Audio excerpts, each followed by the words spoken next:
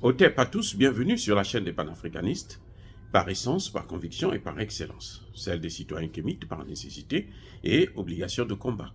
Nous sommes une chaîne qui n'est quittée que par nos ancêtres et rien que par les ancêtres qui appartiennent à l'égrégore du monde noir. Par conséquent, nous ne croyons en aucun Dieu venu de l'étranger. Toutefois, cette vidéo n'est aucunement destinée à inciter à la haine ou à la violence, car nous menons un combat qui est d'abord et avant tout spirituel, intellectuel et démocratique. Ensuite, il est politique, géopolitique et géostratégique, contre l'impérialisme, le colonialisme, le néocolonialisme et l'endocolonat, qui sont tous qualifiés de crimes contre l'humanité. Nous menons ce combat sur la base du principe fondamental que nous avons hérité de nos ancêtres kémites, qui est celui de la Mahat, c'est-à-dire solidarité, vérité et justice. Vous êtes donc en droit de connaître la vérité et nous avons l'obligation de vous dire la vérité, rien que la vérité, afin que justice soit rendue au continent africain. Et ça, c'est notre modeste contribution dans cette noble lutte en faveur de la souveraineté, la dignité, la solidarité et l'unité africaine. C'est exactement ça que nous appelons le panafricanisme. Bien-aimés frères et sœurs, le procureur de la Cour pénale internationale, M. Karim Khan, est persona non grata en Israël. Eh oui, c'est ça la vérité.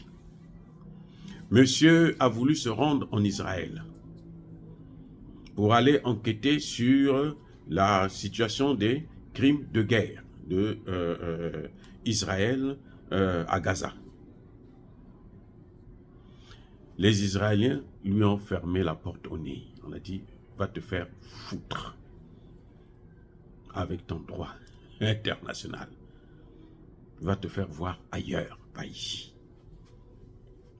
Il est interdit de séjour.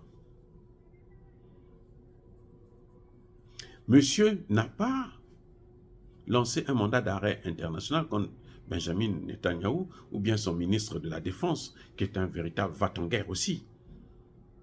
Non, il ne l'a pas fait. Mais non, posez-moi la question, pourquoi?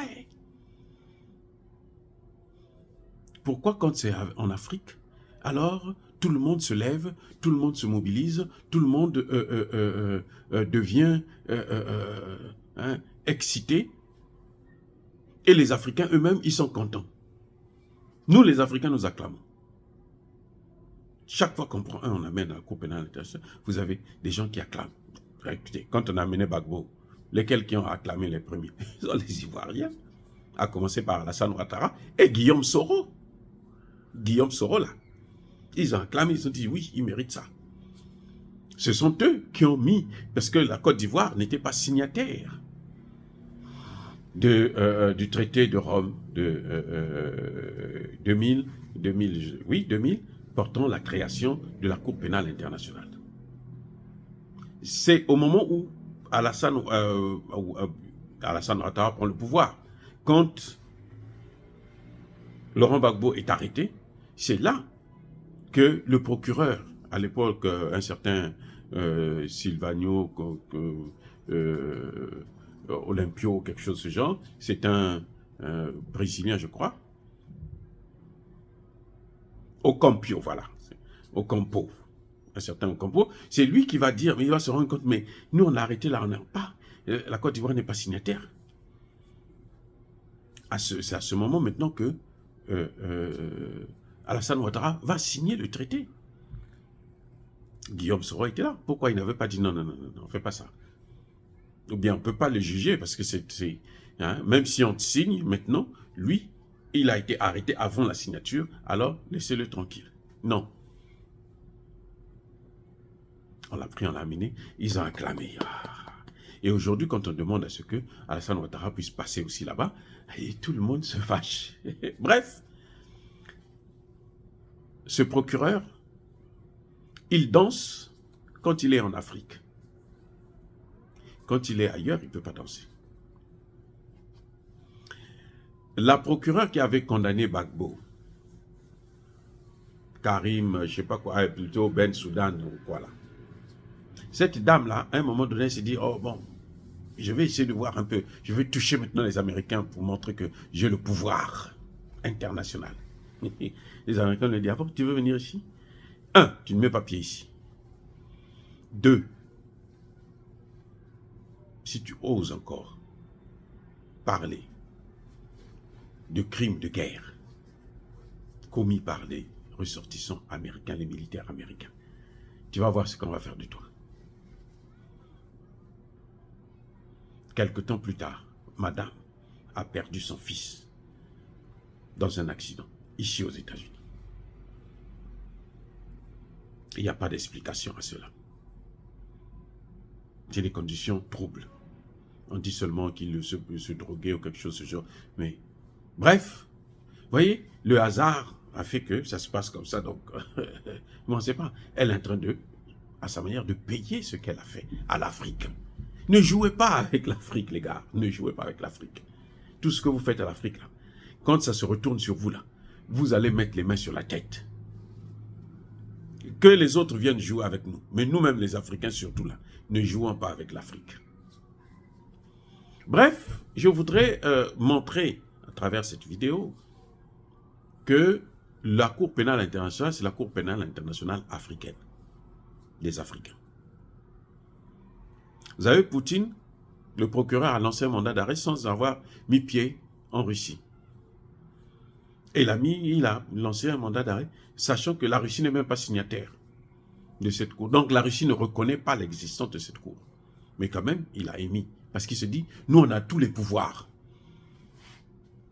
Alors que le droit international, tant que vous n'avez pas signé, cette institution-là, ça n'existe pas pour vous.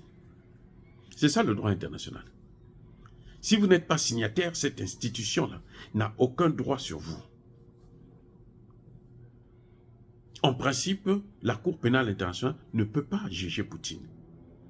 Parce que la Russie n'est pas signataire. La Russie ne reconnaît pas son existence. Son droit au-delà des États. Non, la Russie ne connaît pas ça. Mais quand même, puisque lui, il travaille pour les Occidentaux, alors que lui-même, il a un dossier de pédophilie qui traîne. Il a sa casserole. Vous savez, les Occidentaux, ils ne sont pas bien. Ils choisissent toujours des gens qui ont des problèmes. De telle sorte que, quand tu veux essayer de ne pas faire ce qu'on te demande de faire, on tire là-dessus. Et puis, allez, tu es obligé de bouger. Des marionnettes. C'est comme Ursula von der Leyen. C'est pareil. Marionnette.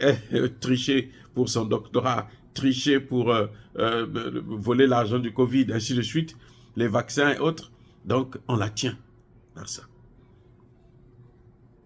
C'est maintenant aux pays africains de comprendre. Union africaine, réveillez-vous. Sortez de cette affaire-là. Créez vos institutions à vous-même. Des institutions africaines solides. Sortez. Parce que même vous qui êtes en train de sacrifier les autres, là. Vous voyez, vous savez, quand il y a eu l'élection de Gbagbo, hein, quand on a chassé Gbagbo du pouvoir, par la force, par l'armée française, le Gabonais Jean Ping, le Chinois Gabonais, lui, il était le président de l'Union africaine, la commission de l'Union africaine. On lui dit, mais attendez, Gbagbo dit, il faut recompter les... Il dit, non, non, non, Gbagbo, tu n'as qu'à partir, allez. Qu'il s'en aille, on s'en fout de lui. Après, lui aussi, il était candidat. Ce que Gbagbo a subi là, c'est exactement ce que lui, il a subi. Je reprends. Ce que Gbagbo avait subi, c'est exactement ce que lui, il a subi. Ce que Ali Bongo lui a fait. Donc, Ali Bongo était comme à la place de Ouattara, quoi. Donc, Ali Bongo a fait exactement ce que Ouattara a fait à Gbagbo. Il l'a fait à Jean Ping.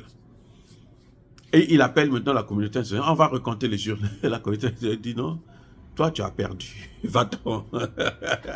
On sait qu'il avait gagné. Hein. En réalité, c'est lui qui avait gagné. On lui dit tu avais perdu. Va-t'en. La même chose. Donc ceux qui sont là actuellement, vous qui êtes au pouvoir, là, vous qui avez les fonctions, l'argent de l'Union européenne, sachez-le, que le jour que ça va se retourner sur vous là, vous ne savez pas. Ou quand ça va se retourner sur vos enfants, vous serez parfois encore vivant, vous allez voir là. Vous serez paralysé, vous êtes incapable de prendre un mot parce que vous n'avez plus le pouvoir en question. Mais c'est vous qui avez décidé. C'est vous qui avez lancé cette jurisprudence. C'est vous qui l'avez inauguré. Vous voyez, c'est ça le problème.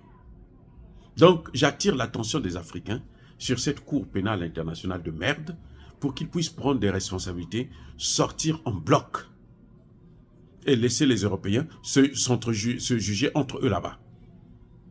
Ils n'ont qu'à juger les Nicolas Sarkozy, les François Hollande, les Emmanuel Macron à leur Cour pénale internationale. Parce que nous, on ne veut plus de ça.